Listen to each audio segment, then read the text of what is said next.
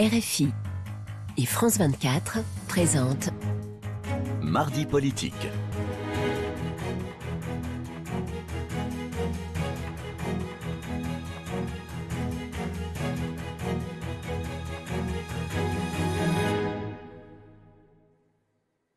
C'est l'heure de Mardi politique sur France 24 et RFI. Bonsoir à tous, bonsoir Frédéric Rivière. Bonsoir à tous. Ensemble, nous recevons Emmanuel Morel. Bonsoir. Bonsoir. Vous êtes député européen, membre de la gauche au Parlement européen. Vous avez lancé il y a 2 ans un parti qui s'appelle le Parti La gauche républicaine et socialiste. Voilà, vous avez plus vite que moi.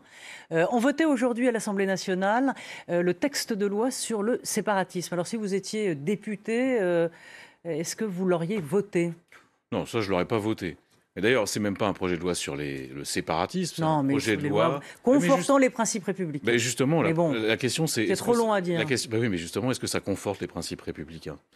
Parce que les principes républicains, ce n'est pas seulement la laïcité ou la lutte contre les dérives sectaires, qui est nécessaire, mais c'est aussi les services publics, le modèle social, l'intervention de l'État.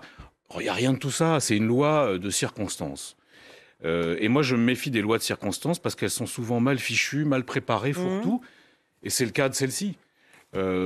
Qui, d'ailleurs, si l'objectif, c'était de viser l'islamisme radical, puisque c'est l'objectif avoué, même si ce n'est pas dans le texte, de toute façon, ça rate complètement sa cible. C'est vraiment le texte fourre-tout. Il n'y a rien sur le volet préventif. Casser les ghettos, promouvoir les services publics. Il n'y a rien non plus sur le volet répressif. Ça, c'est le volet social, effectivement. C'est ce que le Parti socialiste... Non, mais, d'accord, mais est-ce que vous considérez quand même qu'il faudrait laisser perdurer les prêcheurs islamistes dans les mosquées, mais évidemment que non. Les associations... mais est-ce que la loi répond à ça? Non, absolument pas. Non, absolument pas. Citez-moi l'article sur les associations. Sur les associations, le seul truc qu'ils sont arrivés à faire... Vous savez, il y a les associations de loi 1905, donc ça c'est pour les associations religieuses, associations de loi 1901. Il se trouve qu'il y a un certain nombre d'associations cultuelles qu'on repasse en loi 1905. Et le résultat, parce que ça c'est quand même le plus cocasse finalement dans cette affaire, c'est que celles qui protestent le plus, c'est les protestants, justement, qui disent, mais alors c'est plus de complexité administrative, on n'y comprend rien. Bref, ça manque sa cible. Et clairement... Mais ça manque sa cible parce qu'on n'a pas suffisamment...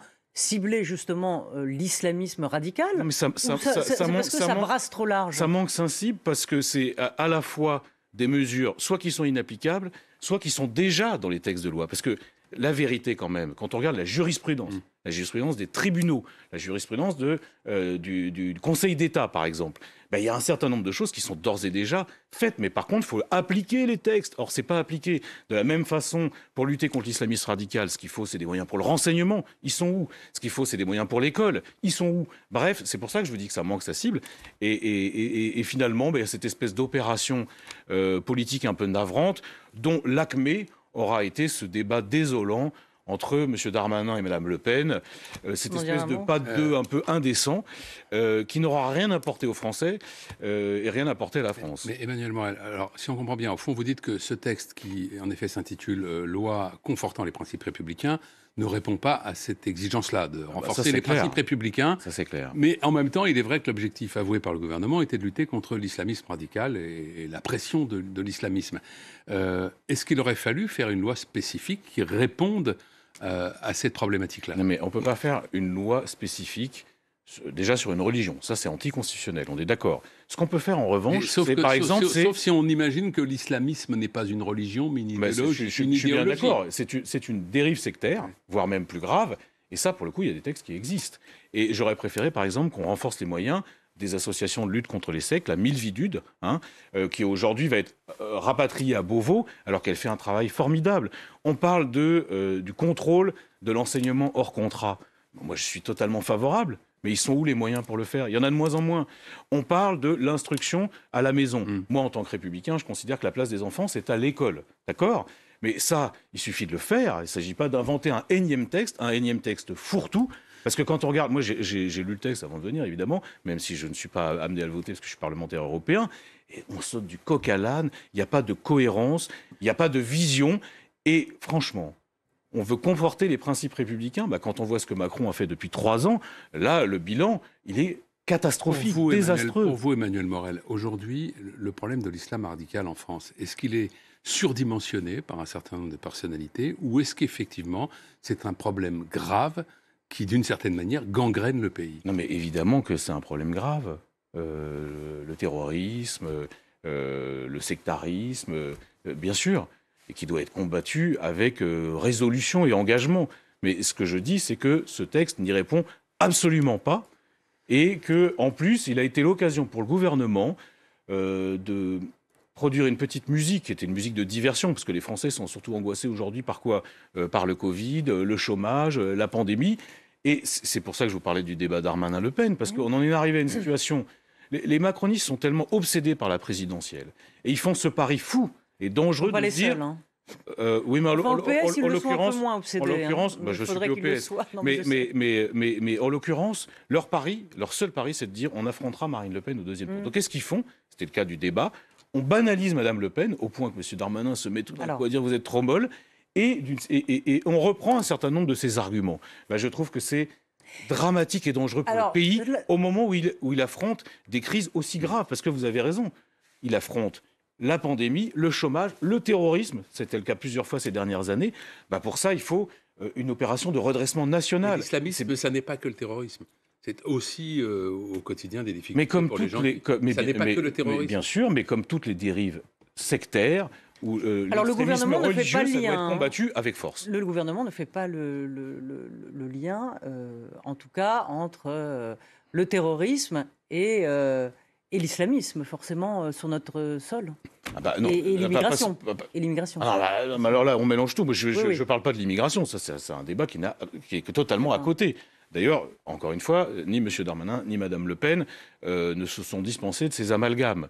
Mais ce que je veux dire aujourd'hui, c'est que, quand même, les Français, ils sont confrontés à une pandémie, d'une crise inédite. Ils ont la trouille. Ils veulent qu'on leur donne des réponses sur les questions économiques, sur les questions sociales. Le gouvernement se plante à chaque fois. Il se plante sur les masques, il se plante sur les tests, il se plante sur les vaccins, parce qu'on pourra en parler. Et vous allez me dire que la seule chose qui les obsède aujourd'hui, c'est de savoir qui de M. Darmanin ou Mme Le Pen a les meilleures solutions pour lutter contre un courant idéologique que je combats avec la plus grande fermeté. Franchement, on est complètement à côté du sujet. Alors, vous faisiez, tout à l'heure, vous parliez du débat Marine Le Pen, Gérald Darmanin. Le Rassemblement national s'est abstenu, lui. Finalement, comme le dit Gérald Darmanin, Marine Le Pen est devenue, en tout cas son parti, mou à côté de la droite qui a voté contre. Elle s'est abstenue. Mais en plus, regardez pourquoi la droite a voté contre. La droite, elle a voté contre essentiellement pour deux raisons. D'abord, parce qu'elle estime que ce dont je vous parlais tout à l'heure, les histoires d'associations, ça allait défavoriser un certain nombre de cultes. La deuxième raison, c'est qu'il y a des pressions, des lobbies en faveur de l'instruction à la maison qui poussent sur la droite. C'est pour ces deux raisons. Il faut arrêter de dire qu'un tel est mou, un tel ne l'est pas. Moi, ce que je vois en tout cas, c'est que pour ce qui concerne le plus les Français, la lutte contre le chômage de masse, la lutte contre la précarité. D'ailleurs, je vais vous donner un exemple de ce décalage absolu, de cette stratégie de diversion. Aujourd'hui, à l'Assemblée nationale, il y avait Mme Vidal, qui est censée être ministre de l'Enseignement supérieur et de la Recherche. La recherche publique est dans un état catastrophique. Les chercheurs, ils ont besoin de moyens, ils n'en ont pas. Les étudiants, la précarité étudiante, précarité alimentaire, c'est des sujets quand même sérieux, ça concerne des millions de gens. Et le seul truc qu'elle trouve à dire aujourd'hui à l'Assemblée nationale, dans la représentation nationale, c'est de dire je vais diligenter une enquête via le CNRS sur l'islamo-gauchisme. Dans les universités. Dans les universités. Et en plus, elle part dans un truc complètement confusionniste où elle parle à un moment du drapeau confédéré au Capitole. C'est comme si ça avait le moins de rapport. Donc on est vraiment dans de la diversion la plus médiocre, la plus lamentable, alors qu'on aurait au contraire besoin d'une stratégie de redressement de ce pays qu'on a bien besoin. Vous donneriez quelle définition, vous, de l'islamo-gauchisme ? Mais alors déjà, il y a deux choses. Dans le débat public, l'islamo-gauchisme, c'est devenu une sorte de vocable fourre-tout qu'on balance à la gueule de son interlocuteur quand on n'est pas d'accord. C'est pareil avec populiste. Moi, je me souviens, on me traitait de populiste quand j'étais, par exemple, contre le traité... C'est un mot valise, alors. Oui, c'est exactement un mot valise. Si vous voulez une définition très stricte d'islamo-gauchisme au sens universitaire, c'est il y a un certain nombre de courants d'extrême gauche, très très à gauche, qui considèrent que les nouveaux damnés de la Terre ce sont les musulmans, et donc on va appuyer la révolution sur les musulmans. Mais ça, ça concerne une frange ultra marginale des mouvements politiques. Ça n'est pas un peu la ligne de Jean-Luc Mélenchon, ça ? Non, faut quand même pas déconner. Un peu, je dis. Non, mais pas du tout. Mais son argument, c'est de dire on stigmatise. À la manifestation, à l'appel, par exemple, du CCIF. C'est encore autre chose. Cette manifestation, moi, j'y étais pas. Non, mais cette manifestation, il faut rappeler que dans le texte de l'appel à cette manifestation, il y avait une condamnation des lois liberticides contre les musulmans. Texte signé par Jean-Luc Mélenchon. D'ailleurs, je n'étais pas présent à cette manifestation, et je m'en étais expliqué précisément parce que j'étais en désaccord total avec le texte de l'appel, même si je me souviens quand même du contexte à l'époque. Et moi, j'ai beaucoup de camarades qui sont allés de bonne foi parce qu'ils avaient l'impression de participer à une marche antiraciste. Et le racisme en France, il existe, il progresse parfois et il doit être combattu résolument. Mais entre ça et cette espèce de nom d'oiseau qu'on balance régulièrement à la tête des uns et des autres, qui culmine aujourd'hui, je vous le dis, à l'Assemblée nationale avec ces 2 minutes délirantes de Mme Vidal, qui est sûrement la ministre la plus nulle de l'enseignement supérieur qu'on ait eu depuis peut-être même des décennies, en tout cas depuis Devaquet. Franchement, on n'est vraiment pas à la hauteur. Vous voyez à quel point le débat est dégradé dans ce pays, alors qu'on aurait besoin d'apaisement, alors qu'on a besoin de dignité. Moi, franchement, ça me navre, et je pense que beaucoup de nos concitoyens sont navrés aussi. Peut-être un mot sur le G5 Sahel. Emmanuel Macron l'a fait, mais en visioconférence. Il a déclaré qu'il voulait en finir avec Al-Qaïda et Daesh. Et est-ce que il a dit également qu'il souhaitait que Barkhane reste en place, en tout cas qu'il n'y aurait pas de changement. Est-ce que c'est une bonne décision selon vous ?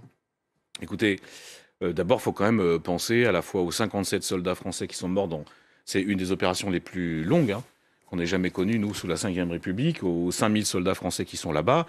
Moi, j'ai eu l'occasion, il y a 3 semaines, de rencontrer le président de la République de Mauritanie, qui essayait de m'expliquer la complexité de la situation au Sahel.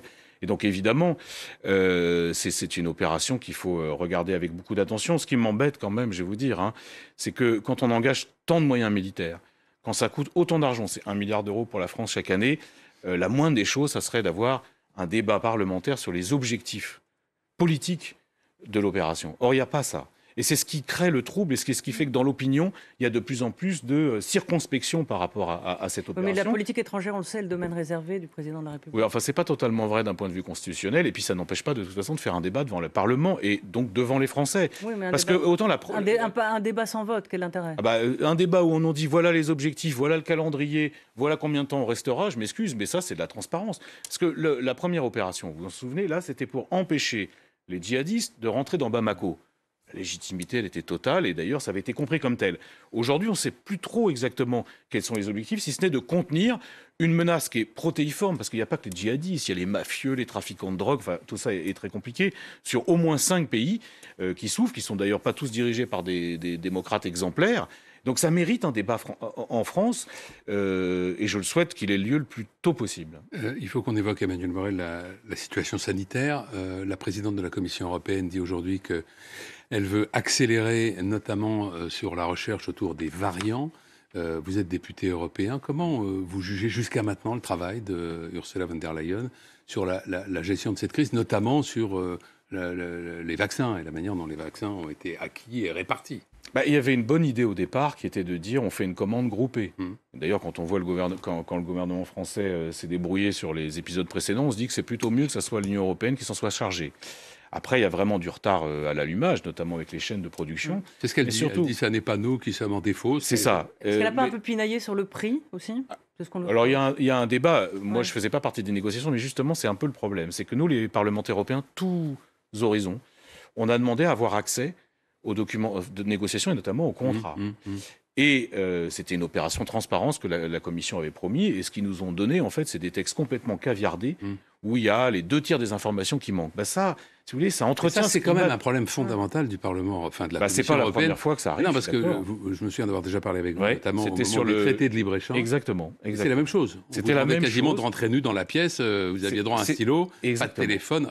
Et d'ailleurs, c'est la même chose qui nous est arrivée. Il y a une culture du secret qui est quand même assez stupéfiante. Il y a une culture du secret qui est insupportable. Parce que, surtout dans un contexte où les gens ont la trouille, où toutes les thèses complotistes les plus folles circulent, dans ce cas-là, on est obligé de rendre compte aux citoyens européens et de le faire dans la transparence. Et ça a été une faute politique très grave. Alors, elle essaye de rattraper un peu le temps perdu, mais de ce point de vue-là, le mal est fait. Oui. Alors en même temps, il y a des espoirs. Hein. Là, on est un 4e vaccin qui va rentrer pour être observé par l'Agence européenne du médicament. Le vaccin russe ?